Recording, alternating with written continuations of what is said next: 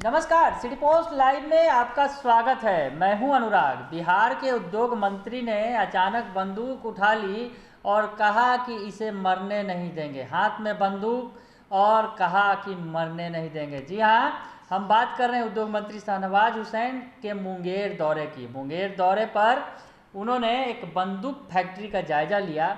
उसमें जब हाथ में उन्होंने बंदूक उठाया और कहा, बंदूक इंडस्ट्रीज के बारे में पूरी जानकारी ली, तो पता चला कि ये उद्योग धंधा जो है यहाँ पर मर चुका है, यानी बंदी के कगार पर है।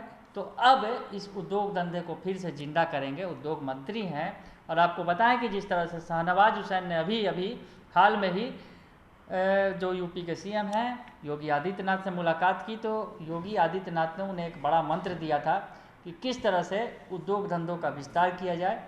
तो अब वो मंत्र लेकर आ गए हैं। शाहनवाज हुसैन मैदान में उतर गए हैं और मुंगेर के बंदूक फैक्ट्री का उन्होंने जायजा लेने के बाद किया है कि उस उद्योग धंधे को वो मरने नहीं देंगे। जी हाँ, हम आपको पूरी खबर बताते हैं। दरअसल बिहार सरकार के उद्योग मंत्री शाहनवाज हुसैन रविवार को मुंगेर पहुंचे, तो उन्होंने किला परिसर स्थित बंदूक कारखाना का निरीक्षण किया।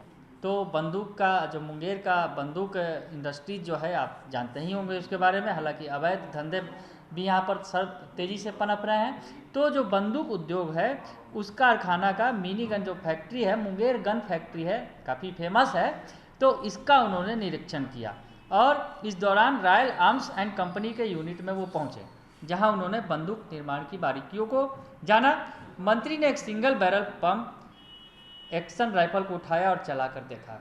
तो चलाकर उन्होंने देखा भी। उद्योग मंत्री कभी बंदूक के ट्रिगर दबा रहे थे तो कभी पंप एक्शन मैकेनिज्म को समझते हुए उन्होंने कंपनी के अधिकारियों से बंदूक के बारे में जानकारी ली। मंत्री को बताया गया इसकी कीमत 20,000 रुपये है।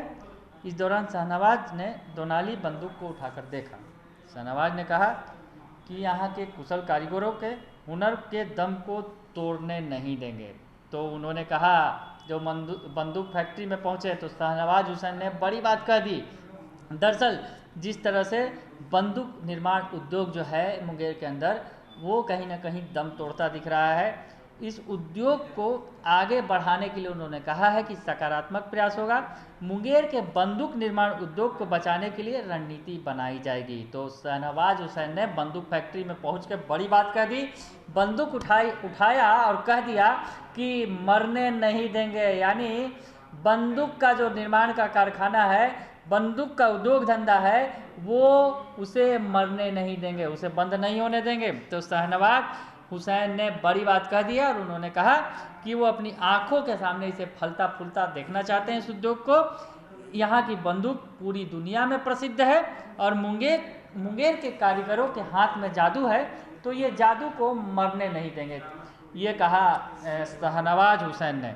उन्होंने कहा कि बंदूक उद्योग को मदद की ज़रूरत है। यहाँ के कारीगरों ने पंप एक्शन गन बनाया है, यह काफ़ी अच्छा है। यहाँ बंदूक कारखाना लगे 100 साल हो गए और इस उद्योग को वो मरने नहीं देंगे।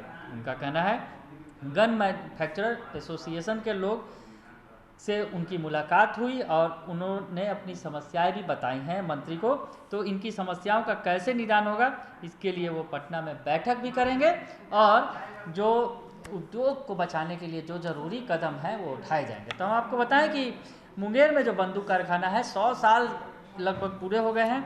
1925 में मुंगेर के बंदूक कारखाना की स्थापना की गई थी, यानी अब लगभग 100 साल के करीब आ गया है मुंगेर का बंदूक कारखाना उद्योग जो है। शुरू में इस कारखाना में 36 इकाई थी, अब सिर्फ 4 इकाई रह गई है। तो भारत में बिकने वाली बंदूकों की 50% से भी ज़्यादा सप्लाई मुंगेर के फैक्ट्री से होती थी, पर अब स्थिति काफ़ी बदहाल हो चुकी है। मुंगेर में हथियारों का निर्माण मुगल शासक मीर कासिम ने शुरू करवाया था। तो उस वक्त मुगल शासनकाल से यहाँ बंदूक का निर्माण हो रहा है, लेकिन एक समय था कि जब मुंगेर से 50% तक हथियार की सप्लाई की जाती थी पूरे देश में के अंदर।